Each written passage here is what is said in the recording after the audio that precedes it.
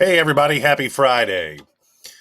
I had a question asked while we were at the Battle for the Bay tournament.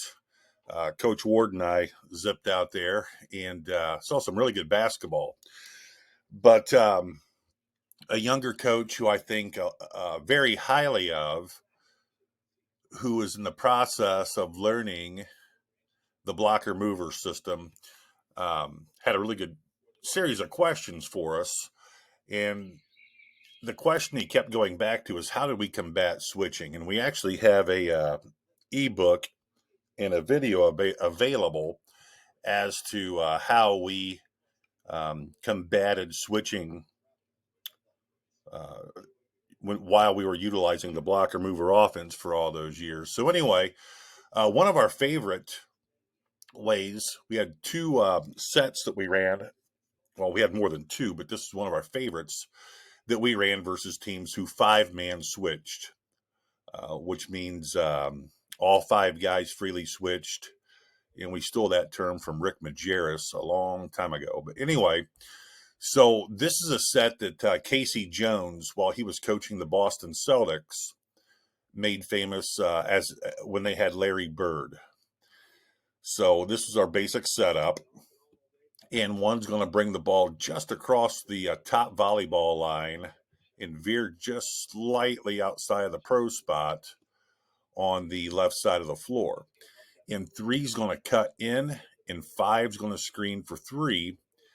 And a lot of times, even though it's a five-man switching defense, 5 and 3 won't switch. Our three-man was typically a smaller player, but five more than likely is going to knock the heck out of three as he goes over the top there. We called that a Spartan cut, made famous by Tom Izzo.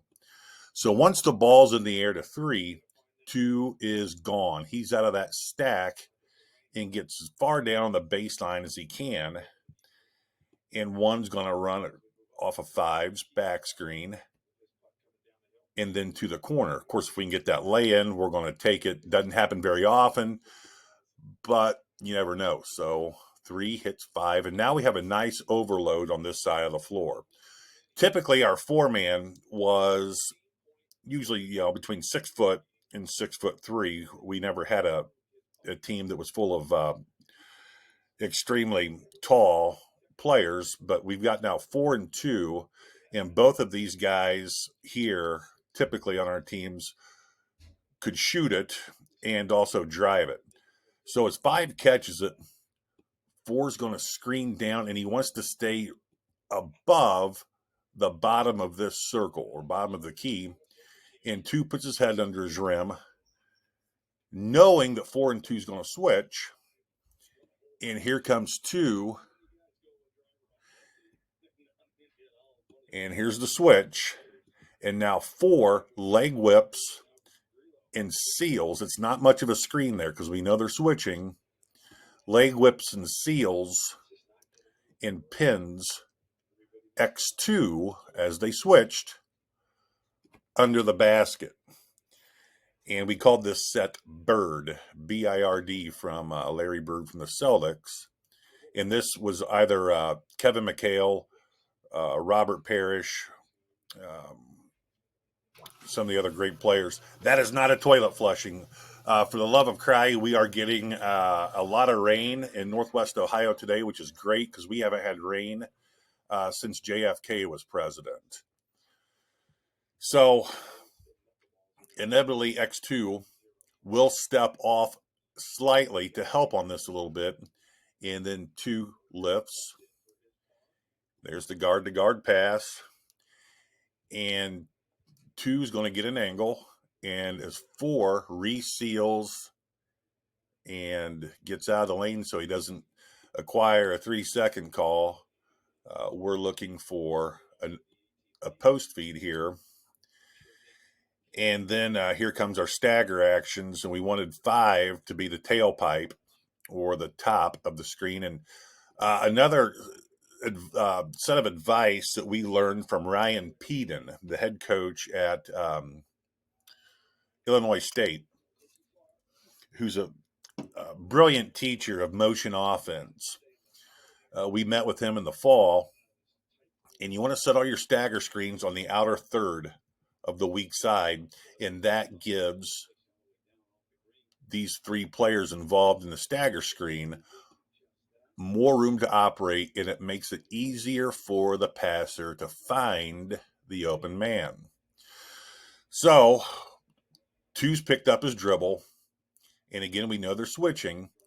So, as soon as two picks his dribble up, here comes one. He shapes up, and he's going to curl this stagger screen.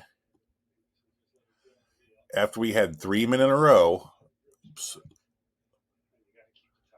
and one's looking for the ball, 5 pins in 3, and pops.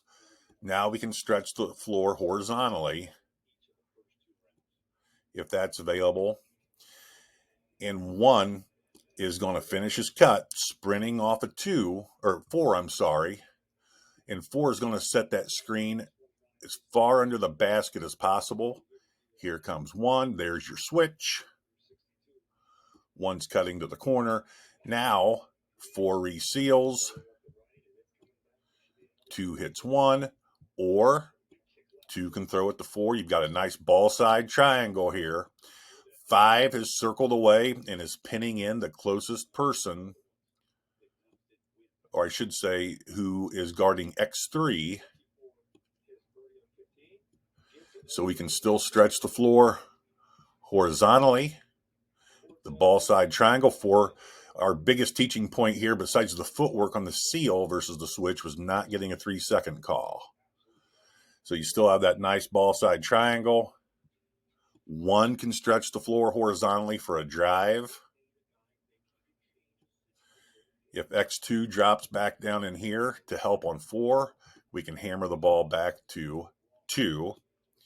And we want to really isolate that 4-man now because he has X1 guarding him.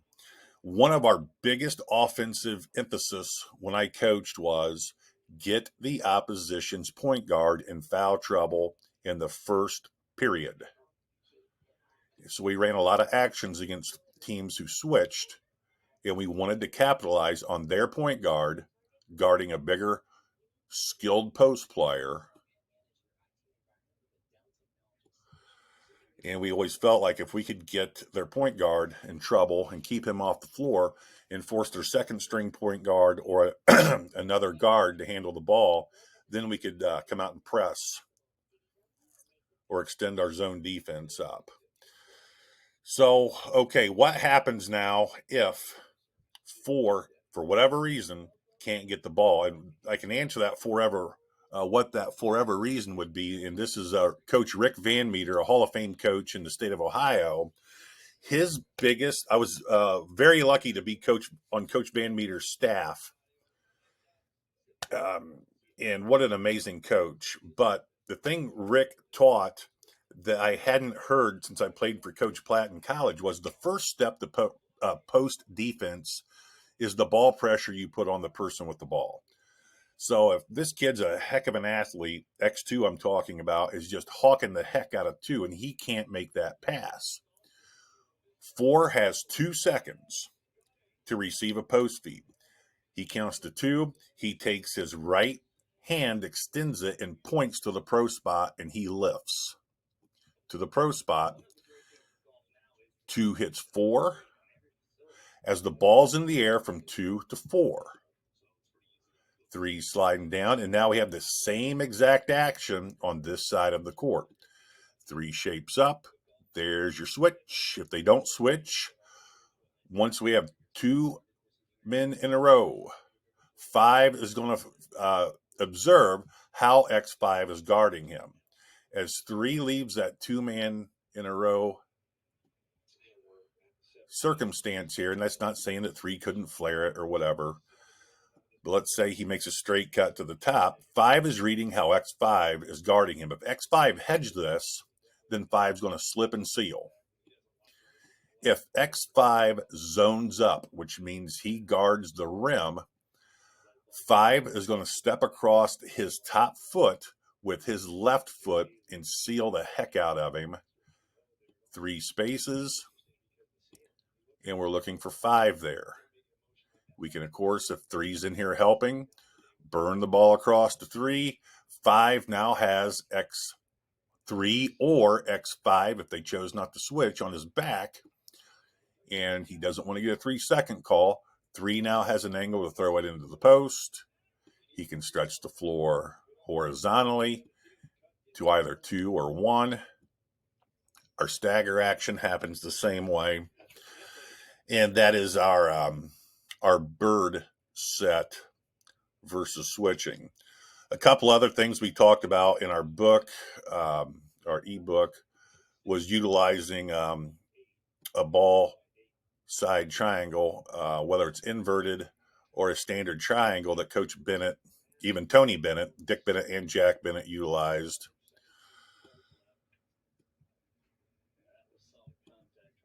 When Dick and Jack were coaching. So let's say we're in a standard triangle. 3's going to take the ball, foul line extended.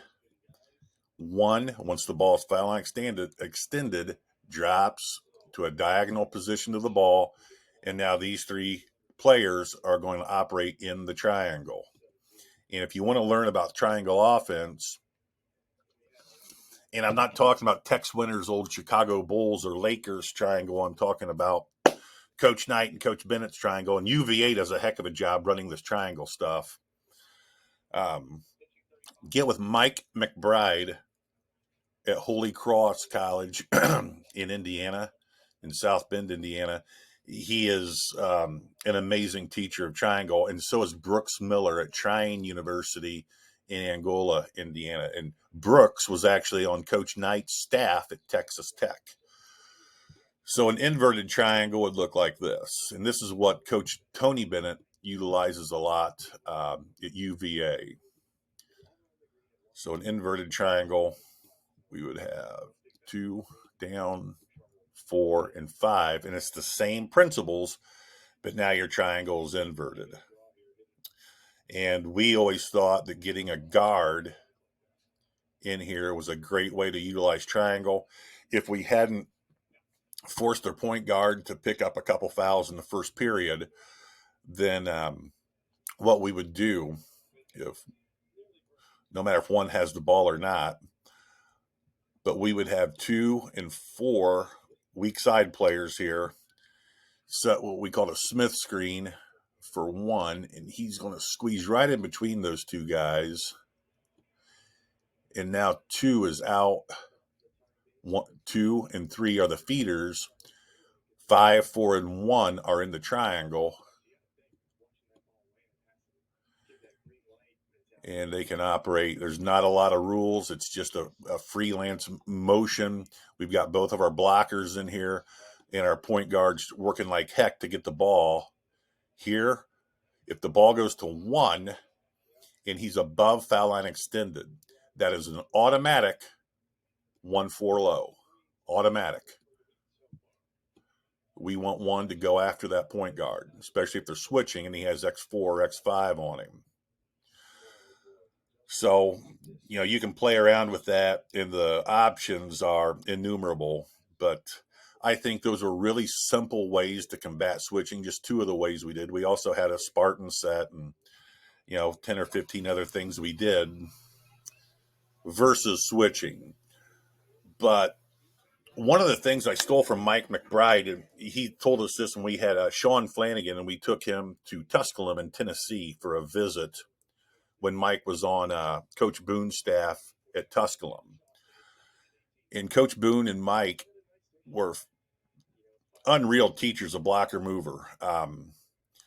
When they went against teams who switched, they pounded into their kids' heads. Just because the defense is switching shouldn't have anything to do with your decision making with the ball. It's all about mismatches. Now, we understood the mismatch aspect of it, but the way they talked to their kids and how to combat switching was really simple. For example, just because they're switching doesn't mean you can't pass the ball efficiently. It doesn't mean you can't penetrate efficiently. It's just finding the gaps.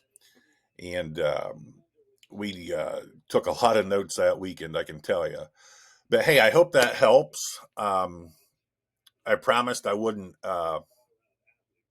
use the coach's name which is cool. But you can see back here, what I'm really excited about is my wife and I and our golf crew from Stone Ridge Golf Club are getting ready to go to Beckett's to the barrel room, and we're going to have some fun tonight. So, hey, weekend's upon us. Have a great weekend, folks. God bless. Please continue to send us questions. It gives me something to do as I'm still not the most mobile person. I had another procedure yesterday, and man, Dr. Mogul did a fantastic job. I feel better today than I've felt in a long time. But anyway, enough about me. Hey, if you got any questions, send them to us. If we don't know the answers, we can find someone who certainly does. We never, ever will say we have all the answers, far from it. But in the two different states I've been a head coach in, and the contacts I've been fortunate to make in our travels chasing a basketball around the Rust Belt, I've been very fortunate to meet a lot of coaches, really good coaches. And if we don't have an answer, we can find someone who does for you. And the neat thing about a lot of those coaches who I've had the pleasure of either working for or coaching against, they're all great people. I'm sure they could jump on here and answer any questions you might have. Hey, have a great weekend. God bless. And always remember the weekend rules, especially if you're Irish. If you can't do what's right, by goodness, do what's left. Hey, have a great weekend, folks.